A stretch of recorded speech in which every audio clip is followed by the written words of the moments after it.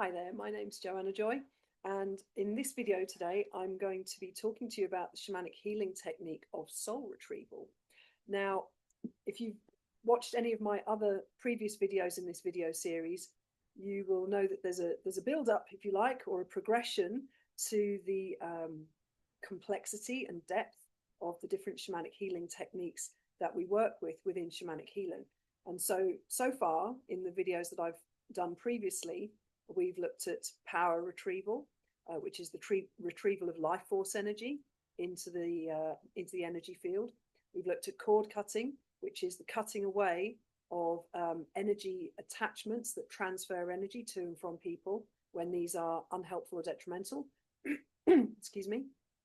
We've also looked at shamanic extraction, which is taking out of the energy field anything that shouldn't be there. And so today we're going to be looking at, in this video, soul retrieval, which is the process of putting in soul force energy into the human energy field. Excuse me.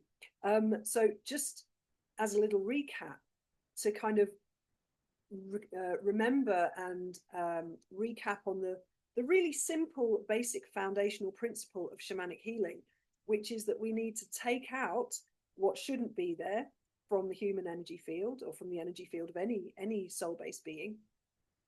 And we need to put in what should be there. So what shouldn't be there is any kind of shamanic intrusion, which is an energy that is not of the person that you're working on. And we need to put in life force energy, which is what we refer to in shamanic healing as power, and soul force energy, which is the personal, vital soul essence of the person who we're working with, the client, the patient, whatever you want to call them. And so, this is the foundational principle of shamanic healing, is taking out what shouldn't be there, putting in what should be there. So it's quite simple, really. But obviously there are many different layers to that, and there are different things that we need to take out which shouldn't be there. And there are only two different things that we need to put in that should be, which is life force energy or power and soul force energy. Okay, so today we're going to be looking at soul retrieval, which is the retrieval of soul force energy that has been lost in various different ways. So, we need to look at, first of all, what is the definition of soul? What is soul energy? What is this thing that we call a soul? So within shamanic healing, shamanic work, and shamanism in general, it's understood that all beings who have consciousness have soul energy. So that would include humans, animals, plants, trees, mountains, volcanoes, lakes, a rock or a stone. These are all soul-based beings. These are terrestrial beings that exist on the earth, but there are other beings out there in the cosmos, out in the universe, that also have souls. We might consider like angels, star people who come from other parts of the universe, gods and goddesses. All of these beings have soul energy, and soul energy is the frequency that is yours as an individual. It's yours and it's only yours. No one else has a right to it, actually. And it's kind of like the ongoing record of all of your experiences through multiple lifetimes or incarnations. And it's an accumulation of both your wisdom, your knowledge, your experiences, but it can also carry your trauma, your pain, your challenges. And so this thing that we call soul is what we carry through multiple incarnations, multiple experiences in different bodies, in different dimensional realities, in different time, space, and dimensional planes of existence. But unlike life force energy, nobody really owns it. It's a bit like water. Everybody needs it. It's constantly flowing in and out and through everybody. Everything that has soul needs life force. That's the universal life energy that keeps us animated, that tops us up, that gives us energy to do what we need to do. But nobody owns life force energy. Nobody owns power. It's available and needed by all of us. Whereas your soul force energy is yours and yours alone. However, we can lose aspects of our soul force, of our soul frequency, for lots of different reasons. And the main reasons are experiences of trauma, injury, violence, grief, any kind of experience that we have which is very detrimental to our emotional reality, or our mental or spiritual or physical reality. Anything that's harmful to us basically can cause parts of our soul to fragment off and leave. Now, sometimes these parts leave of their own accord. Let's say, for example, you're in an abusive relationship, okay, and the person that you're with is very disrespectful, manipulative, controlling, possibly violent. Your soul is going to be looking at that whole situation going, I don't feel loved, I don't feel honored, I don't feel respected, I feel oppressed and disempowered, I don't want to be here anymore. And if the human physical you doesn't get out of that situation and leave, the soul aspect of you may well up and off and go, I'm not staying in this any longer, because it is not feeding me, it's not respecting me, this situation is not good for me, so I'm going to leave. And so parts of our soul can just up and off and go if they are not being loved, honored, respected, nurtured, fed in whatever way they need it. Equally, other people or other beings, other soul-based beings, can steal soul parts from us. So anybody who is, to take the same example, in an abusive relationship, for example, very often people who are seeking control over other people will firstly try and steal their life force energy, because that disempowers them. But the biggest thing that they can take to assert control and dominance and leverage power over somebody is to steal their soul force energy, because then that gives the soul thief a huge amount of power and control over the person who has had part of their soul stolen. So, it's very common in abusive relationships for people on the outside to say, oh, well, why didn't you leave them sooner? You should have known to leave. But this is very difficult when somebody's holding part of your soul hostage, because you do not have your soul power, your strength, your vitality, your vital essence. You don't have it. Somebody else has taken it for the intent purpose of disempowering you and controlling you. Okay, so we see this playing out in all sorts of different realms of life, all sorts of different abusive, manipulative relationships, experiences. This can be with individuals, it can be with groups of people, like institutions that try to assert power over individuals. That could be the government, it could be a cult, it could be certain types of religion, it could be the education system or the medical system. All of these institutions that try to assert dominance, authority, and power over others can be responsible for stealing soul parts from people who they are trying to control. We can also lose soul parts through injury and accidents. So your entire body contains your soul essence. This is an interesting question, isn't it? So often I hear these discussions in spiritual conversations. Well, where does your soul live? Is it inside the body? Is it outside the body? Is it in your head? Where is it? Where does it live? And in shamanic healing work, we understand that the soul, your soul, it fills your entire body, and it extends outside of your body as well into other dimensional realities. But the soul frequency and soul essence that's within your body saturates your entire body. So if you lose a part of your body, let's say you lose a finger, let's say, you chop off a finger in a horrible accident with a circular saw, you're doing some woodwork, you're building something beautiful, shelves or whatever, and the circular saw takes off your finger, right? You've lost a body part, but that finger contains soul energy. And so you lose a bit of soul as well. So in any situation where there is body part loss, and that includes blood loss, it might include losing a tooth before it's ready to fall out. Maybe you knock your adult teeth out because you have a horrible bike accident and smash yourself in the face and your teeth fall out, right? Or get knocked out. You'd lose soul energy there, right? So all of these examples are situations where we can lose parts of our soul through the loss of physical body parts. Grief is another big one. When we lose people that we love, or even animals that we love, we can send a part of our soul with them, with their soul.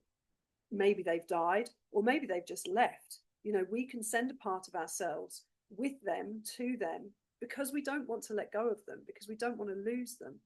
And so this is another reason why we can lose soul parts, is when we're grieving for somebody or something.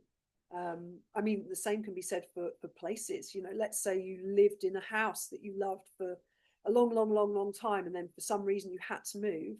You can send a part of your soul back to that house.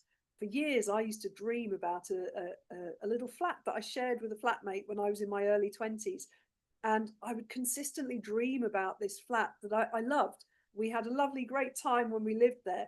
And then she moved out and I had the flat myself. And I would dream years and years later, 10, 20 years later, I'd dream about this flat. And I finally figured out that I'd left parts of my soul there because it was a really happy time in my life. And so I had to do the soul retrieval work to get those parts back. So we can send parts of our soul to places or times or spaces in our life that felt very happy to us, or where we felt safe or held or loved. And especially if we go through periods in our life where we don't feel safe, or we don't feel loved, or we don't feel honored or nurtured or held, again, parts of ourselves can voluntarily leave and go to those places where we did feel safe, where we did feel loved, where we did feel held. Or we can give parts of ourselves to other people if we don't feel that maybe we can keep them safe.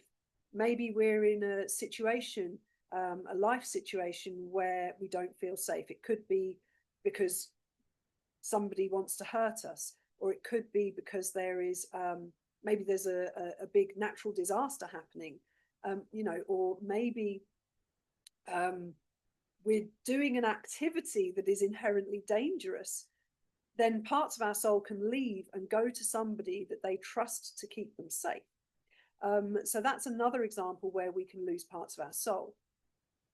So all of these are very common soul loss scenarios and situations. But trauma is the biggest one. Any situation of trauma can cause soul loss. Violation as well is another big one. Any form of violation through intentional harm and violence by a person, but even down to things like having medical procedures, dental procedures, invasive surgery or invasive medical procedures. These are all situations where we can lose parts of our soul, or even the healthcare practitioner who's doing the work on us can inadvertently, maybe intentionally or maybe unintentionally, take parts of soul from us. You know, I've heard lots of stories, and I've worked with a lot of people who have felt very disempowered and disrespected in healthcare settings, and like the healthcare practitioner was trying to intentionally overpower them, disempower them, force them into some kind of procedure that they didn't want to have. I've worked with a lot of women in childbirth situations where this has happened. But my own daughter had a lot of issues with dental work when she was very young. Her teeth started crumbling when she was very tiny. And she had horribly invasive work done at the dentist from being a very young age. And so I had to do a lot of soul retrieval with her around all the dental invasion that happened in her mouth. So, you know, these are more examples of where our physical body or our soul feels violated, intruded upon, disrespected, dishonored, unloved. You know, all of these things can cause, or just shocked. These can all cause soul loss, accidents, car crashes, things like that. You know, even just falling off your bike when you're a child, you know, can shock a bit of soul out of your system because it's a shock, right? It's anything that's shocking. Or even like long-term dissatisfaction in life. You know, I see this a lot also in Western culture, which seems to slowly but surely grind down people's vavavoom, their zest for life.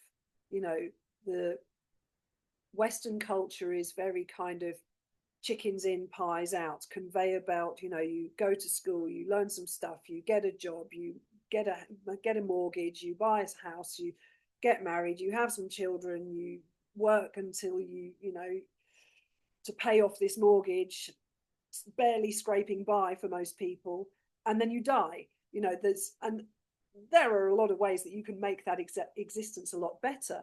But for some people, that's a real grind, especially people who are working in jobs that don't really fulfill them, living in relationships that either don't serve them or are dysfunctional or toxic in some way, or they're just not living to their soul's true potential. You know, this can be a cause for soul loss. If your soul came here with a mission, if your soul came into your body saying, right, I'm going to do this, this, this, and this in this lifetime, I'm going to achieve all these things. This is my soul purpose. This is my life mission.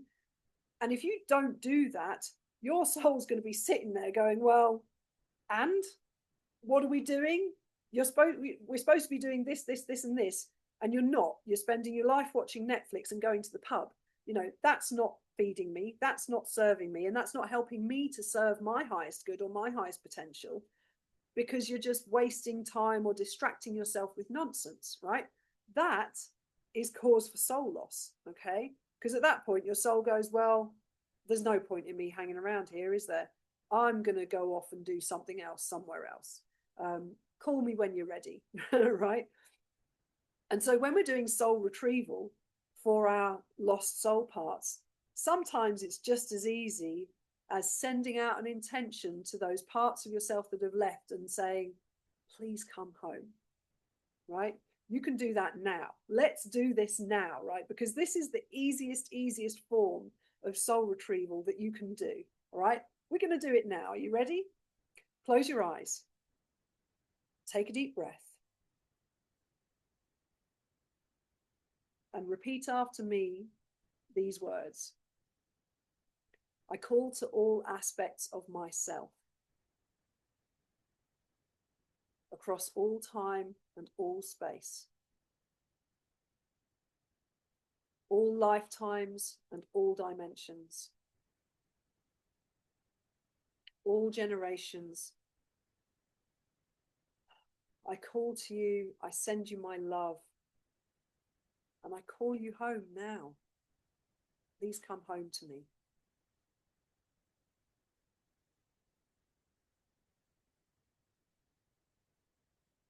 Now just open yourself to receiving those parts of yourself who are happy and willing to come home, who are wanting to come back to you.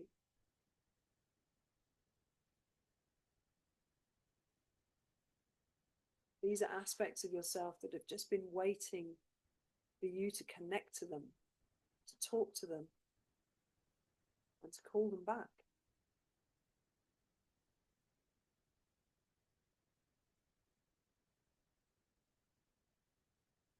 You know, every piece of our soul contains an aspect of our soul's skills, gifts, talents, or shining.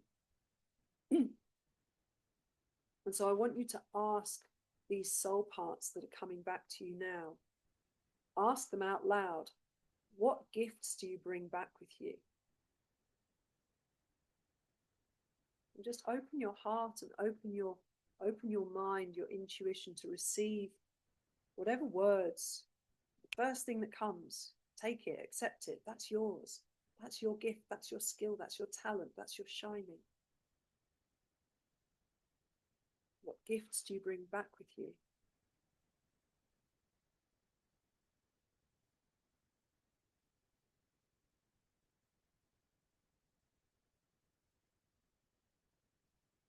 And then allow this soul energy that's yours, that's part of you, to settle back into your body, to wherever it needs to go, to wherever is its true home.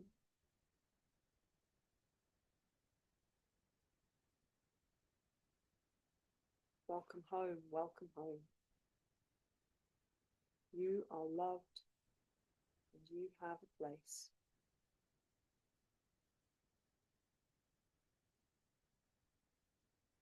Take a deep breath. Open your eyes. Okay, that's the easiest form of soul retrieval that there is. Just call yourself home, okay?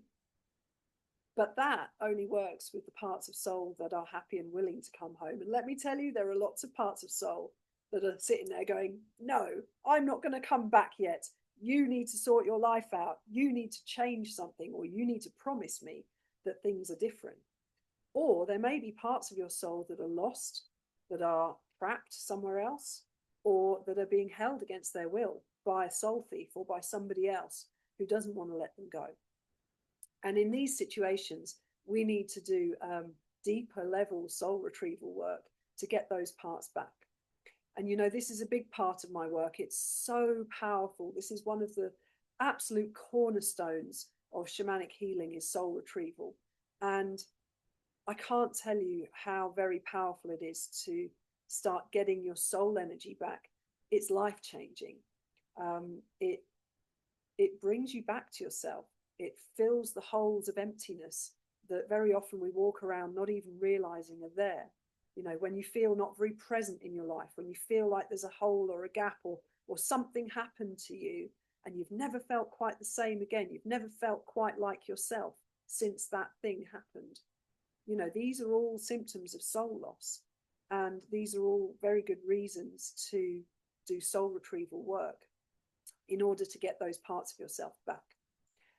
So, you know, if any of this has resonated with you, if you would like to do soul retrieval work with me, I work with people in a one-to-one client basis. So you can check the information box below this video for details of how to book a one-to-one session with me. I work with people all over the world through Zoom, online sessions, private sessions. And I also teach people how to do this work. So if you are feeling the call to learn how to do this for yourself, for your nearest and dearest, your family, your friends, your community, or the collective at large, you know, I also run Shamanic Practitioner online training courses. Every year these start in September, and they are 3-year-long Shamanic Practitioner training and apprenticeships. And so if you feel called in that direction, we need more healers on this planet at this time. We're living in challenging times, and let me tell you, there is so much soul loss in our world, so much soul loss. Most of Western culture, people are walking around with half of their soul missing, and we will do so much better as a human collective with more of our soul in our bodies. So, you know, let's do this for ourselves. Let's do this for our family, our loved ones, our community, and for humanity as a whole. We need to get our soul parts back. We need to reclaim our true power.